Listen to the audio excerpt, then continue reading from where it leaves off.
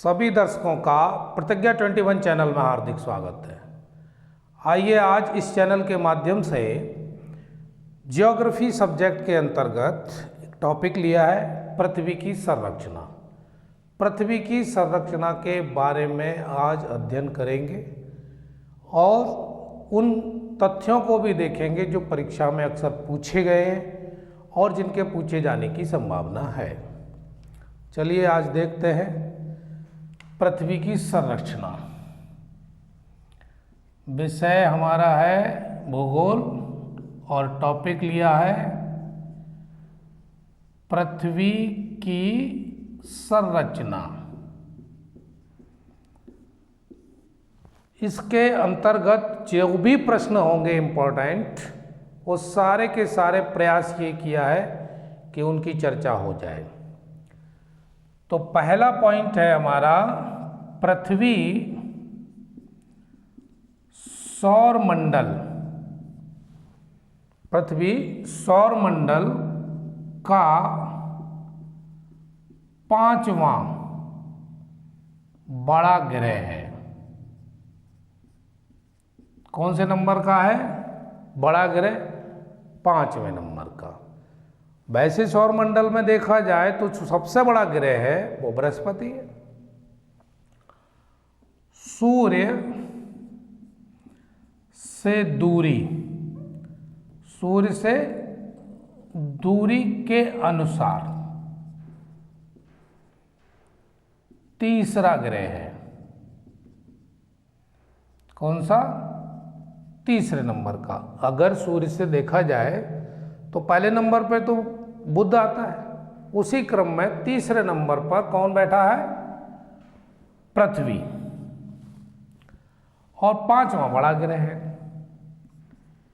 इसके 71% भाग पर जल। कितने प्रतिशत भाग पर जल है? 71%। और बाकी बचा कितना? 29% भाग पर स्थल है। तो 71% पृथ्वी पर क्या है? जल। अब इसके आगे देखते हैं पृथ्वी ध्रुवों पर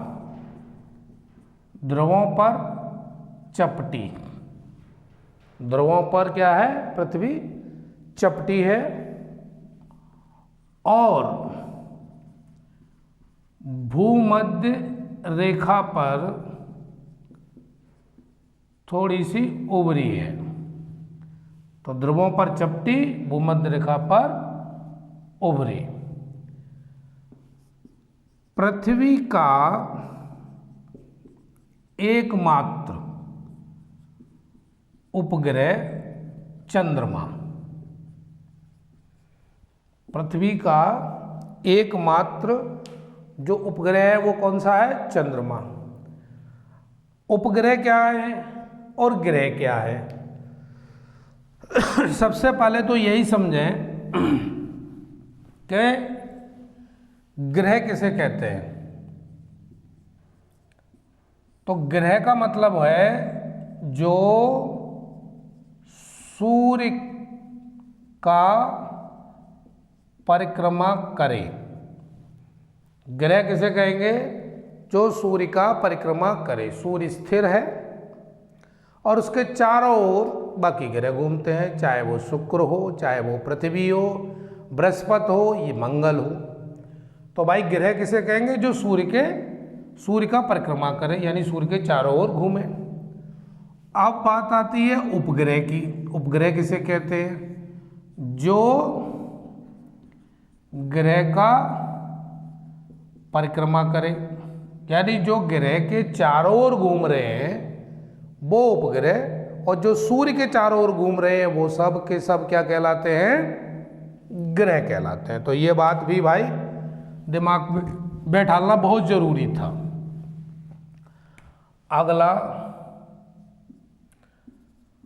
अंतरिक्ष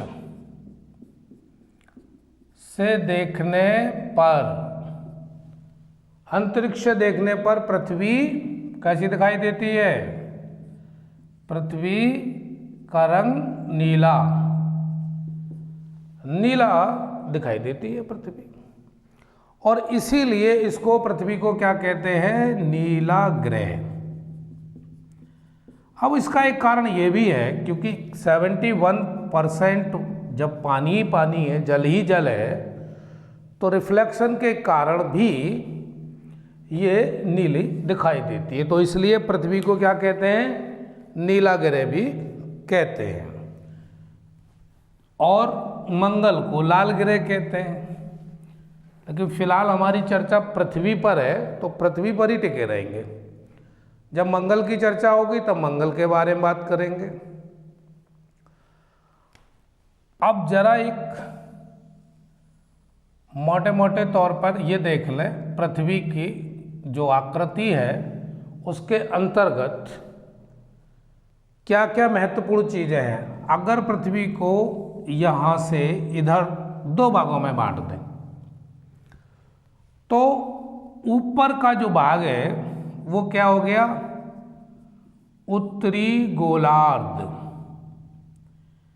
क्या हो गया ये? उत्तरी गोलार्ध, क्योंकि दो भाग हो गए, एक ऊपर का एक नीचे का। तो ऊपर के भाग को क्या कहेंगे भाई? उत्तरी गोलार्ध, और इसको क्या कहेंगे? दक्षिणी गोलार्ध। इसको कहेंगे दक्षिणी गोलार्ध। अब ये 0 डिग्री।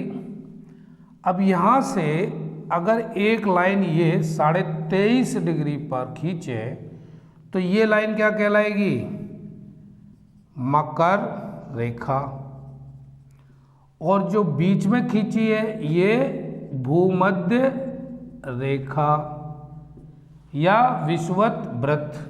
क्या कहेंगे? विषुवत वृत्त, यानी विषुवत रेखा भी कहेंगे। तो भूमध्य रेखा ये बीच वाली लाइन हो गई। उसके नीचे दक्षिणी गोलार्ध में खींची 23.5 डिग्री पर, भाई ये मकर रेखा हो गई। अब भूमध्य रेखा से ऊपर फिर 23.5 डिग्री लाइन अगर खींची तो ये क्या हो गई? कर्क रेखा हो गई, कर्क वृत्त। ये सामान्य सी जानकारी प्रत्येक विद्यार्थी को होनी चाहिए जो प्रतियोगी परीक्षा में शामिल होने जा रहा है। कम से कम इतना तो उसको ध्यान में रखना ही चाहिए। उसके बाद ये 66.5 डिग्री क्या है? दक्षिणी ध्रुव। फिर यहाँ पर 66.5 डिग्री ये क्या है? उत्तरी ध्रुव।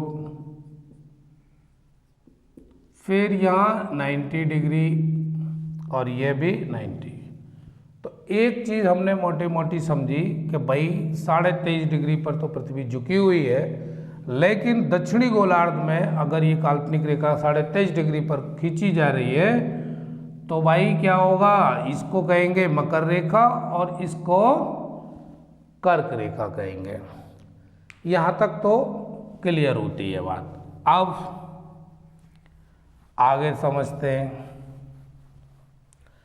पृथ्वी पर कुछ काल्पनिक रेखाएं खींची गई हैं, अक्षांश रेखाएं कहते हैं और देशांतर रेखाएं कहते हैं। अब उनको भी समझ लेते हैं। वो क्या है? ये मान लो पृथ्वी, ये भूमध्य रेखा खींच दी। अगर हमने उत्तरी ध्रुव से दक्षिणी ध्रुव की ओर यूं खींच रहे हैं ये रेखाएं, तो इनको क्या कहेंगे भाई? इनको कहेंगे देशांतर रेखाएं। ये सब क्या है? देशांतर रेखाएं। अगर उत्तरी ध्रुव से दक्षिणी ध्रुव की ओर इस तरह से जो रेखाएं खींची गई हैं वो क्या कहलाएंगी? देशांतर रेखाएं। और यदि विषुवत रेखा के एक छोर से दूसरे छोर की ओर खींचे अगर ये रेखाएं, तो ये क्या हो गई, अक्षांश रेखाएं। ठीक है, तो अक्षांश भी समझ में आया और देशांतर भी समझ में आया, कौन सी रेखाएं किधर खींचते हैं। अब भाई इसके आगे समझते हैं।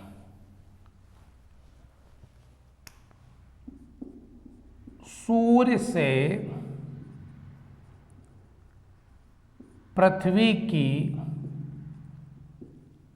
औसत दूरी, यह भी परीक्षा में पूछा गया था एक बार। सूर्य से पृथ्वी की औसत दूरी लगभग 15 करोड़ किलोमीटर। कितना? 15 करोड़ किलोमीटर लगभग है भाई ये। अगला, पृथ्वी के घटक। अब पृथ्वी जो है वो किन किन चीज़ों से मिलकर बनी है, थोड़ा सा उसको भी देख लेते हैं। तो इसमें क्या है, पृथ्वी की संरचना में 100 से ज़्यादा, कितने? 100 से ज़्यादा तत्व शामिल हैं। 100 से ज़्यादा तत्व शामिल हैं। तो फिलहाल हम 100 की तो बात नहीं कर रहे हैं, क्योंकि हम बात कर रहे हैं प्रतियोगी परीक्षा में जो सवाल पूछे जा रहे हैं उससे संबंधित। यहाँ पर मेरा ऐसा कोई उद्देश्य नहीं है कि भाई उसमें बहुत ज़्यादा प्रवीणता लाई जाए, है ना। कोई पीएचडी तो करने जा नहीं रहे, कंपटीशन का एग्ज़ाम है, उसमें एक सामान्य जो भूगोल के प्रश्न बनते हैं वो हमको होने चाहिए तैयार। तो कुछ महत्वपूर्ण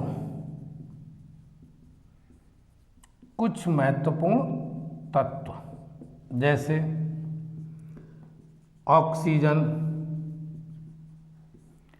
ये लगभग 47% लगभग है भाई। दूसरा सिलिकॉन,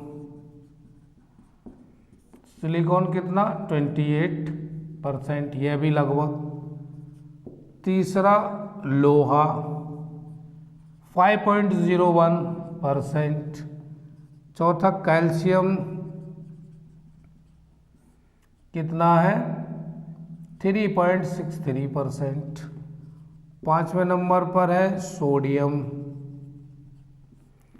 2.85%। छठवां है पोटेशियम, यह है 2.6। और फिर सातवां मैग्नीशियम 2.07%। अब ये कुछ ही तत्व लिए। अब यहाँ से हमको ये पता चल रहा है सबसे ज़्यादा कौन सा है? ऑक्सीजन पृथ्वी पर। और ऑक्सीजन नहीं होगा तो हम लोग भी कैसे जिंदा रहेंगे। तो संरचना में जो प्रमुख घटक हैं उसमें 2-4 हमने लिए, वो लिए ऑक्सीजन, सिलिकॉन, लोहा, कैल्शियम, सोडियम, पोटेशियम और मैग्नीशियम। हालांकि 100 से ज़्यादा है। अब यहाँ एक बात विचारनी ये है कि जैसे लोहा है, कैल्शियम है, सोडियम है, ये जो तत्व हैं ये हमारे शरीर में भी तो हैं। अरे जब हम हरी सब्जी खाते हैं तो वहाँ से वही हमें लोहा मिलता है। दे कौन रहा है? मान लीजिए पालक की सब्जी खाई हमने, पालक खाया, एक उदाहरण लिया, और उसमें लोहा, आयरन मिलता है। तो आयरन पालक में पहुंचा कहाँ से? पृथ्वी से। पृथ्वी से आयरन पहुंचा पालक में, पालक खाया हमने यानी इंसान ने, और उसके अंदर भी आयरन की मात्रा पहुंच गई। तो सीधा लोहा नहीं खा रहे हैं। दे कौन रहा है? पृथ्वी।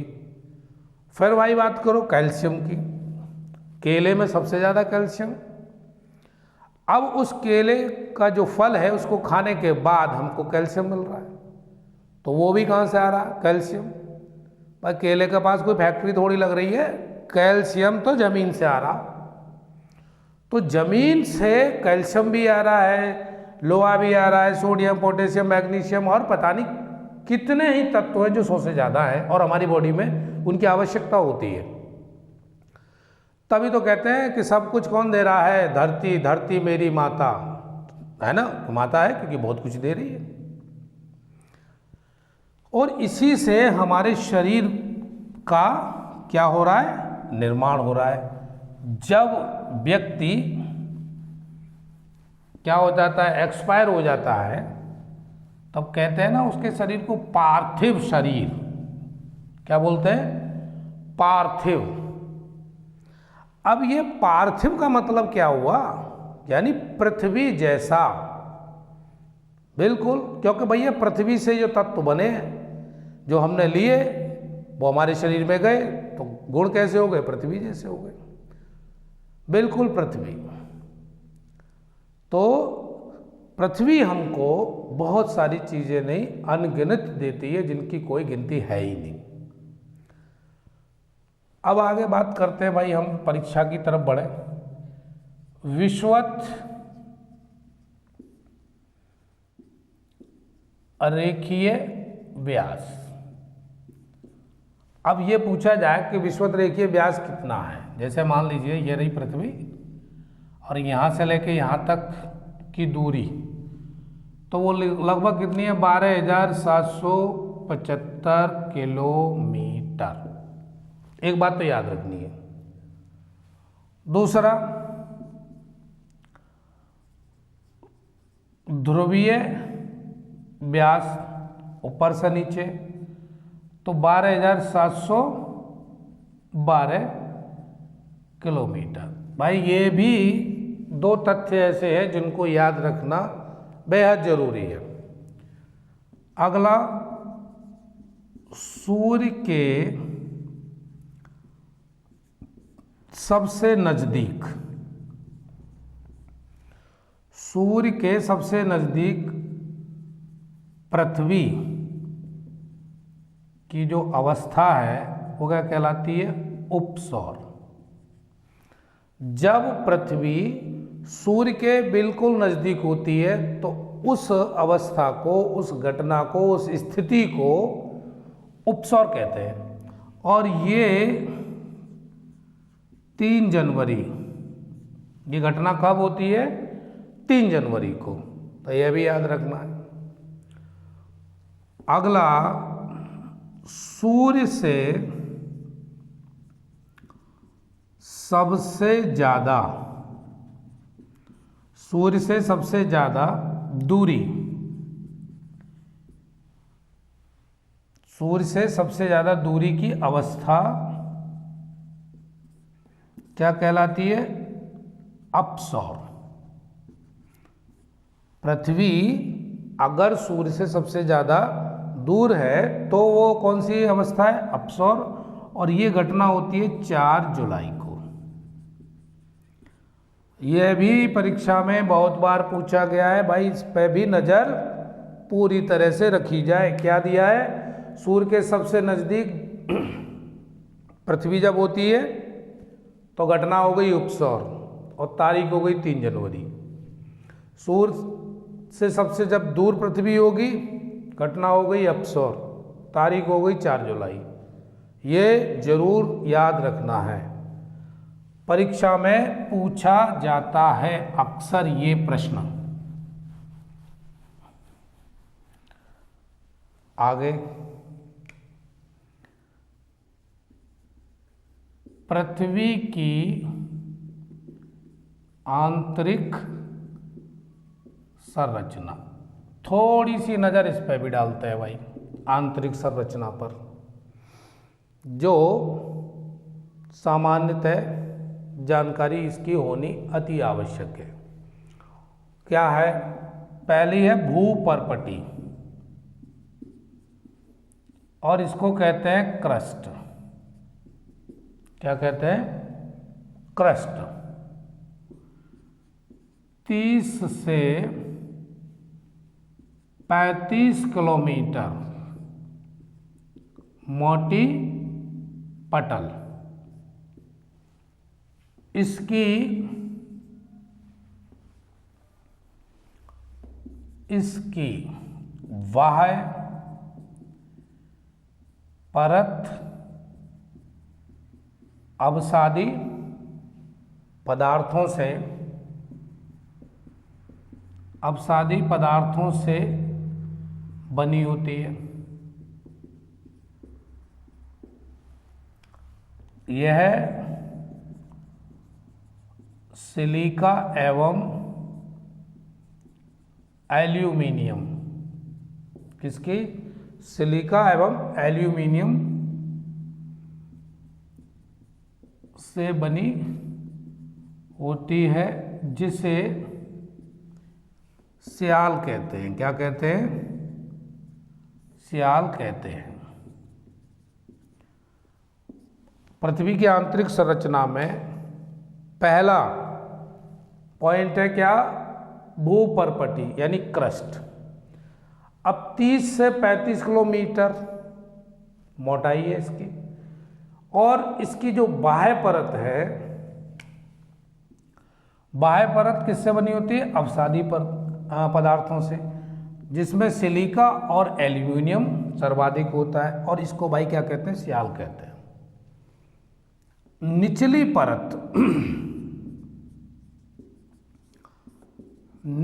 परत बेसाल्ट चट्टानों से बनी होती है। यह स्याल एवं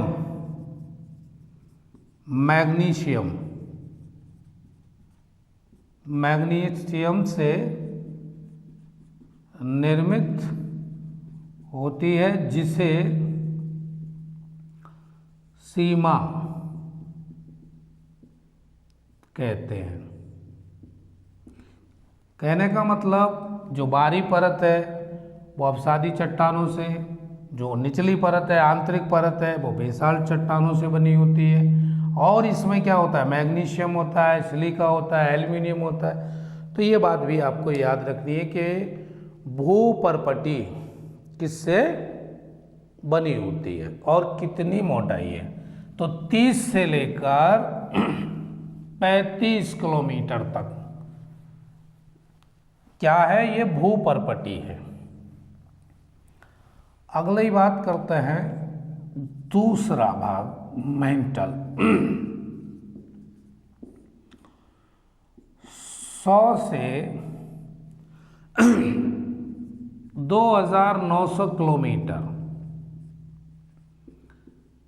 के मध्य स्थित है। लो जी, मेंटल की बात करें तो कितना? 100 से 2900 यानी 2900 किलोमीटर के बीच जो भाग है इसका, इसको मेंटल कहते हैं। यह द्रव अवस्था में होता है। अब तीसरा भाग है कोर। यह पृथ्वी के आंतरिक भाग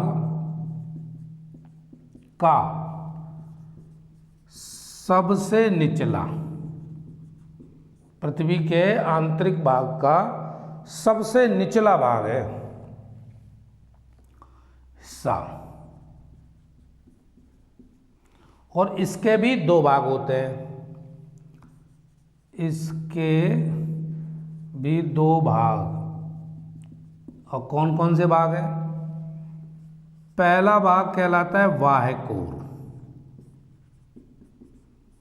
बाह्य कोर 2100 किलोमीटर मोटी है।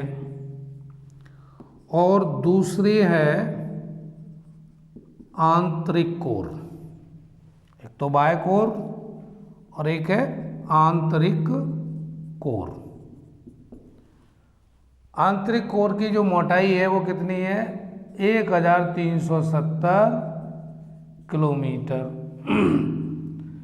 जो किससे बनी है? निकेल एवं आयरन से, यानी निकेल और लोहा से बना होता है कौन से, आंतरिक कोर, और इसकी मोटाई 1370 किलोमीटर। अगला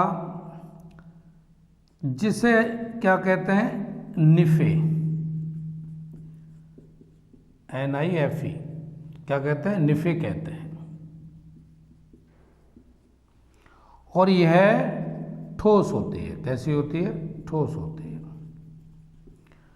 तो एक दृष्टि हमने डाली पृथ्वी की आंतरिक संरचना पर।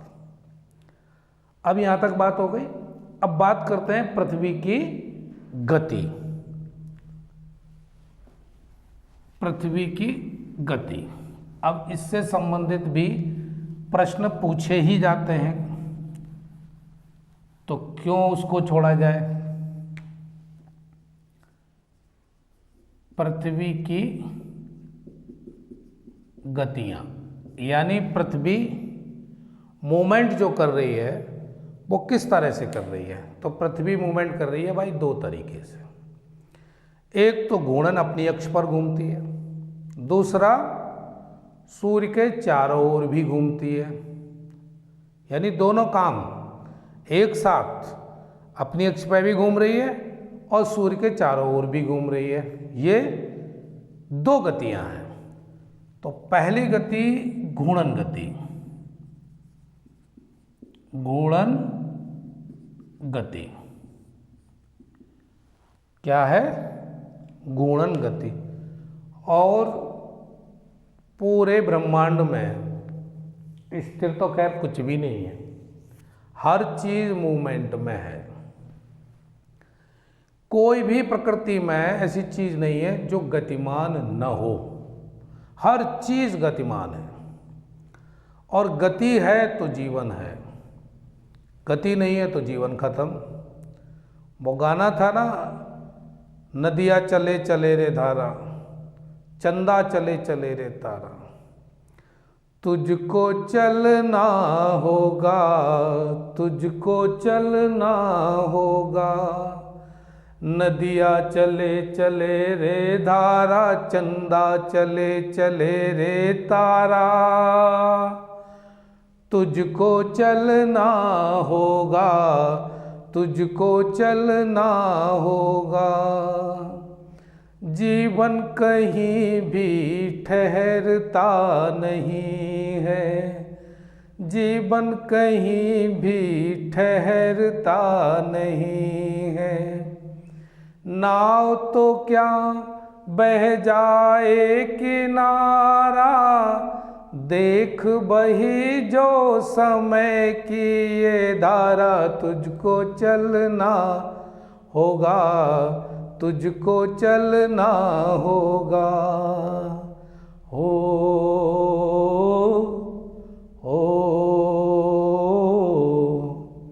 तो भाई ये जीवन है, चलना तो होगा। गुणन गति, आप पृथ्वी की गुणन गति की बात करें तो पृथ्वी कैसे, अपनी अक्ष पर, पृथ्वी अपनी अक्ष पर पश्चिम से पूर्व, यानी पश्चिम से पूर्व, यानी पूरब की ओर, पूरब की ओर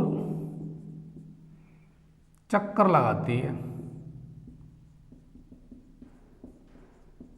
किधर से किधर, पश्चिम से पूरब की ओर, जिसके कारण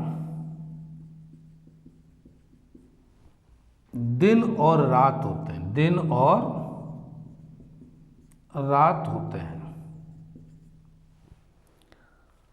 पहली बात हमको याद क्या रखनी है कि पृथ्वी पश्चिम से पूरब घूमती है।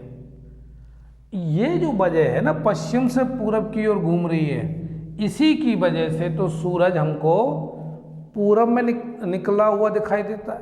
कि सबसे पहले सूरज किधर निकलता है, कि पूरब। अब पृथ्वी घूमने लग जाए पूरब से पश्चिम, अगर उसकी घूर्णन गति जो है पश्चिम से पूर्व की ओर है और ये उल्टी हो जाए, पूरब से पश्चिम की ओर घूमने लग जाए, तो फिर सूरज कहाँ दिखाई देगा? फिर तो पूर्व में थोड़ी दिखाई देगा, फिर तो दिशा बदल जाएगी, पश्चिम हो जाएगा। तो दिन और रात होते हैं भाई किसकी वजह से? गुणन गति की वजह से। एक चक्कर 23 घंटे 56 मिनट और 40.91 सेकंड। एक चक्कर 23 घंटे 56 मिनट 40 सेकंड में लगा लेती है, तो लगभग कितना हो गया? 24 घंटे। 24 घंटे हो गए। अब 24 घंटे में पृथ्वी अपनी अक्ष पर एक पूरा चक्कर लगा लेती है। तो इसकी वजह से क्या होता है? दिन और रात होता है। तो ये प्रश्न याद रखना है आपको कि गुणन गति की वजह से क्या होता है? दिन और रात होते हैं। अब दूसरी गति भी है पृथ्वी की, उसको भी देखते हैं। दूसरी गति है परिक्रमण, जो मैंने अभी बताई थी। सूरज के चारों ओर चक्कर लगा रहा है। तो पृथ्वी सूरज के जब चारों ओर चक्कर लगा रही है उस गति को क्या कहेंगे? परिक्रमण। अब इसमें 365 कितना? 365 दिन 5 घंटे 48 मिनट और 46.51 सेकेंड।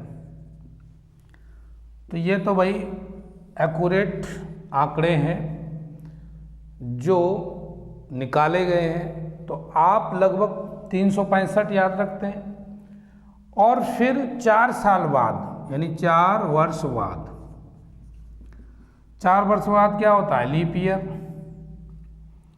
लीप ईयर होता है, लीप वर्ष, और लीप वर्ष में 366 दिन हो जाते हैं, ये पढ़ते ही।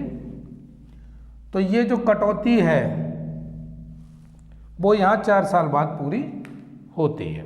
ठीक है, तो याद रखना है क्या है कि परिक्रमण एक पूरा चक्कर, पृथ्वी सूरज के चारों ओर एक पूरा चक्कर लगाने में भाई इतना समय लेता है। तो ये हो गई परिक्रमण गति। अब इस गति से हमारे ऊपर क्या फर्क पड़ता? भाई हमारे जीवन पे भी तो कोई फर्क पड़ेगा। पृथ्वी घूम रही है तो उसका असर सीधा सीधा हम पे भी है, हम सभी पर है। तो क्या होगा? ऋतुओं में परिवर्तन, ऋतुओं में परिवर्तन, यानी घूम पृथ्वी रही है और फर्क यहाँ पड़ रहा है क्या? अब ऋतु आप देखते ही है, ग्रीष्म है, शीत है ना, वर्षा है, ये ऋतु परिवर्तन हो रहे हैं नहीं हो रहे हैं? तो इन सबकी बदलने की जिम्मेदारी अकेले पृथ्वी की है। वो किसकी? परिक्रमण। जब वो परिक्रमण करेगी तो ऋतुओं में परिवर्तन होगा, है, जाड़ा भी आएगा, गर्मी भी आएगी, बारिश भी होगी। कोई नहीं रोक सकता भाई, क्योंकि पृथ्वी घूम रही है और पृथ्वी को कौन रोक पाया है? अगला 23 सितंबर और 21 मार्च को दिन एवं रात बराबर होते हैं। भाई ये बात भी ध्यान रखो, यह भी परीक्षा में बहुत बार पूछा गया। 21 सितंबर और 23 सितंबर और 21 मार्च को दिन और रात बराबर होते हैं। अगला 21 जून सबसे बड़ा दिन, 22 दिसंबर सबसे छोटा दिन, यानी दिन की जो अवधि है 21 जून को बड़ी होती है और 22 दिसंबर को दिन की जो अवधि है वो छोटी होती है अपेक्षाकृत रात के। तो इसलिए यह भी पूछा गया 21 जून को सबसे बड़ा दिन और 22 दिसंबर को सबसे छोटा दिन, क्योंकि 21 जून को रात छोटी होगी, दिन की अवधि बड़ी होगी, और 22 दिसंबर को दिन की अवधि छोटी होगी और रात की अवधि ज़्यादा होगी। पृथ्वी 24 घंटे में 360 डिग्री देशांतर घूम जाती है, यह भी याद रखना है। 24 घंटे में कितनी घूम जाती है पृथ्वी? 360 डिग्री देशांतर। पृथ्वी की घूर्णन गति 4 मिनट में 1 डिग्री देशांतर। 1 डिग्री देशांतर घूम जाएगी, कितने? 4 मिनट में, एक देशांतर से दूसरे देशांतर तक। उसके बाद एक अक्षांश, 1 डिग्री अक्षांश के बीच की दूरी कितनी है? 111 किलोमीटर। ये भाई बहुत बार पूछा गया है। एक अक्षांश से दूसरे अक्षांश तक के बीच की जो दूरी है वो कितनी है? 111 किलोमीटर। और फिर वही दो देशांतर के बीच की दूरी ये कितनी है? यह थोड़ी ज़्यादा है, 111.32 किलोमीटर। तो देशांतर की ज़्यादा है, अक्षांश की कम है। यह भी याद रखने के ये तुम्हारे मेजर फैक्ट्स हैं जो परीक्षा में मिल ही जाएंगे कहीं ना कहीं। अगला है 0 डिग्री देशांतर। 0 डिग्री देशांतर को ग्रीनविच रेखा कहते हैं,